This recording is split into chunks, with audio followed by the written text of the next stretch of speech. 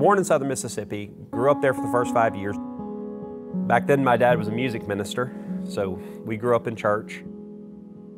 And we grew up really doing a lot of the church stuff, you know, Sunday morning, Sunday night, Wednesday night, Tuesday night visitations. And what had become hard for me as I grew up was just, you know, watching churches where there were people that were yelling and screaming at their wife on Sunday morning, but when they pulled into the parking lot, everything was hunky-dory and nobody ever said anything about it because they were more worried about whether or not you were wearing a suit and tie than if you were okay with your family, or if you had addictions or other problems. You didn't talk about those things in those churches. You just didn't. So it graded to the point where by my late teens, I really didn't want a lot to do with God anymore. I just didn't. I had grown tired and flustered. And then, of course, anyone who doesn't know, I did ship off to basic training, which gives you a whole new perspective on God and on religion. And it brought me back around to the idea that it wasn't Christianity that was the problem, it was the people that I had been around. So once I'd gotten the medical discharge, I'd come home. Of course, my dad had tried to put restrictions on how I was going to live when I came home. One of them was I had to be in church until I just got fed up, and he said basically, you know what, you don't want to go to church anymore, stop worrying about it. I'm not going to fight with you anymore. And that's what I did. I stopped going to church, I stopped caring. Until I got hit by a drunk driver. Should have killed me. Had he hit me in a smaller vehicle, it would have lurched the bike backwards, I would have gone through the windshield. So I woke up to the reality that that was God's chance to say, I'm giving you a chance to get it right.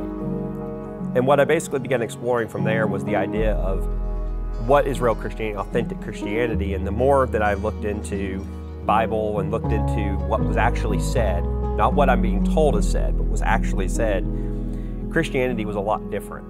It's the inverse of what you're taught is reality, which is you do good things to get good things. But Christianity flips that on its head and says, you do good things because you've already received good things. And it really kind of woke me up to the idea of getting back into church.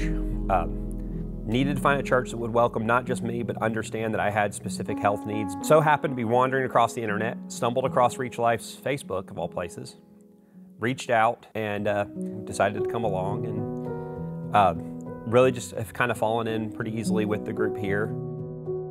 And that's really what I had been looking for, I think, for so long, is finding a church where I didn't feel out of place. When you go to a church and you have, I'm going to use the term special needs, I know that's got some connotations, but it's a reality when you're mentally ill. You have things that people don't grasp. They don't understand the struggles that you go through, where you can have a day where you just don't feel like you're worth anything, or you can have days where you question whether or not it's worth continuing to go on.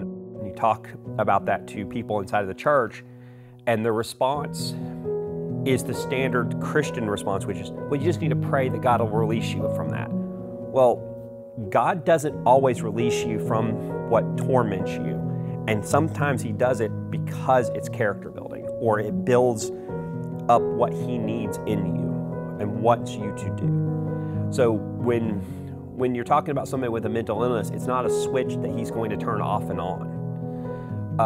So nobody in Reach Life has insinuated or even hinted at the idea that I'm somehow lesser member because I can't do everything else that the church does. Like I can't go on Rome hikes. I mean, some things I just physically and mentally can't do.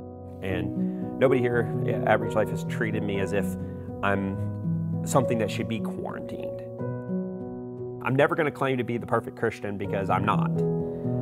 I suffered from addictions. I've suffered from all kinds of health issues. I've suffered from all kinds of problems.